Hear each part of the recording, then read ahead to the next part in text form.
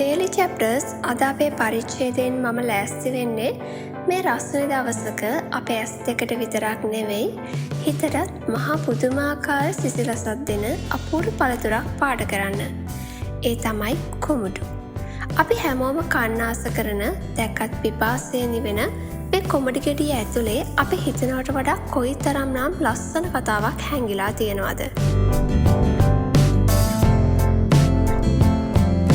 කොමුඩු කියන්නේ අද අපිට හරිම සාමාන්‍ය පළතුරක් වුණාට මෙන්න මේකේ ඉතිහාසය හරිම පුදුමාකාරයි. මීට අවුරුදු දහස් ගණනකට කලින් අප්‍රිකාවේ තියෙන අතිශය වියලි කලහාරී කාන්තාරයෙන් තමයි මේ කොමුඩු කියන ශාකය මුලින්ම හමු වෙන්නේ. ඒ කාලේ කාන්තාරේ ගමන් කරපු මිනිස්සුන්ට වගේම සත්තුන්ට පිපාසයෙන් මැරෙන්න නොදී ජීවිතය බේරගන්න උදව් වුණු ස්වභාවික පැන් උල්පතක් තමයි මේ කොමුඩු ගෙඩිය.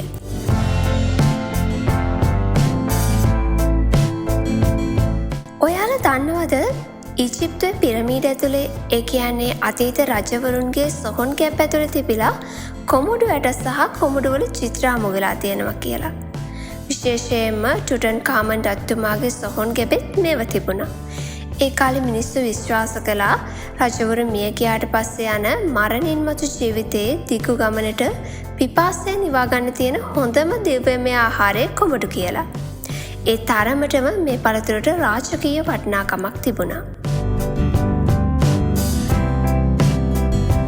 ස්වභාවිකම කොමුඩු ගෙඩියක් කියන්නේ රවුම් හෝ ඕවලාකාර හැඩයක් තියෙන දෙයක්නේ. හැබැයි ජපානයේ මිනිස්සු මේ කොමුඩු ගෙඩිය කලාවක් වගේම සුපෝපභෝගී සංකේතයක් බවට පත් කළා. ඔවුන් කොමුඩු ගෙඩිය කුඩා කාලයේදීම 4 වීදුරු පෙට්ටිය ඇතුලේ වර්ධනය වෙන්න අරිමින් 4 කොමුඩු නිර්මාණය කරනවා. මේවා කන්න ගන්නවට වඩා ගෙවල් වල, කාර්යාලවල අලංකාරයට තියන්නයි පාවිච්චි කරන්නේ. එකම දේ වුණත් අපි බලන කෝණය සහ කරන වෙනස්කම් අනුව ඒකට ලැබෙන වටිනාකම කොච්චර වෙනස් වෙනවද කියලා මේකෙන් පැහැදිලි වෙනවා. කොමුඩු වල තියෙන ලස්සනම දේ තමයි ඒකේ තියෙන වර්ණ සංකලනය. පිටතින් තියෙන්නේ හරිම රළු තද කොළ පාට හමක්.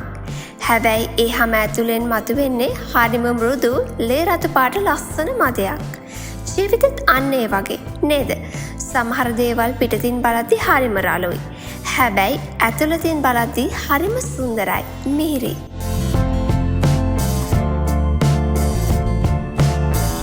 විද්‍යාත්මකව බැලුවොත් කොමුඩු ගෙඩියකින් 92%ක්ම තියෙන්නේ ජලය. ඉතින් ඒකයි මේක කෑව ගමන් අපේ මුළු ඇඟම නිවිලා යන්නේ. ස්වභාව ධර්මය කොයිතරම් අපූර්වද කියලා හිතෙන්නේ පොළවෙන් උරාගන්න සාමාන්‍ය වතුර ටිකක් වැලක් දිගේ ඇවිත් මේ වගේ රසවත් පැණි රස දීරයක් බවට පත් කරලා අපූර්ව ගෙඩියක් ඇතුලේ හිර කරලා තියෙන එක ගැන හිතද්දී ඒක හරියට ස්වභාව ධර්මයේ රසායනික ආශ්චර්යයක් වගේ. මේ කළු පාට ඇට දකිද්දී සමහරුන්ට කන්න කරදරයක් වුණත් ඇත්තටම මේ හැම පුංචි ඇටයක් ඇතුළෙම හැංගිලා තියෙන්නේ තවත් අනාගත කොමුඩු වැල් දහස් ගානක ජීවය.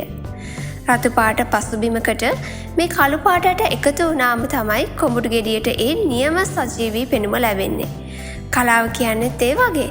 එකිනෙකට වෙනස් වර්ණ එකතු වුණාම තමයි ලස්සන නිර්මාණයක් බිහි වෙන්නේ. අපේ කොමුඩු ගෙඩියේ පාට කිරීම දැන් බොහෝ දුරට අවසానයි.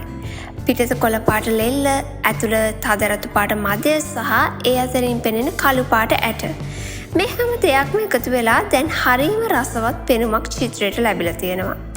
වැඩිහිටියන් වන අපිට උනත් ජීවිතේ කාර්යබහුලත්වයෙන් මිදිලා මේ වගේ සරල වර්ණ ගැන්වීමක් තියා බලන් ඉන්න එක හිතට ලොකු සහනයක්, භාවනාවක් වගේ දැනෙනවා.